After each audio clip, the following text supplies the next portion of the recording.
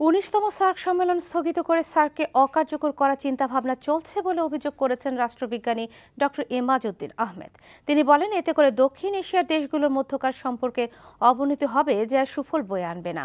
জাতীয় প্রেস ক্লাবে বিএনপি নেতা আসম হান্নান শাহর শোকসভায় তিনি কথা বলেন। মানে দক্ষিণ এশীয় আঞ্চলিক সহযোগিতা, ৮টি রাষ্ট্রের সমন্বয়ে যে আঞ্চলিক সহযোগিতা সংস্থা সংগঠিত হয়েছিল, এটিকে যাতে অকার্যকর প্রমাণ করা যায়, অপ্রয়োজনীয় করা যায়, এই চিন্তা ভাবনা অনেক নেতৃস্থানীয় এদেশের শুধু না, বিদেশের, এই দক্ষিণ এশিয়া কিছু শক্তিশালী রাষ্ট্রের চিন্তা ভাবনাকারী যারা থিঙ্ক ট্যাঙ্ক, তাদের উদ্যোগে এটা সম্ভব হচ্ছে।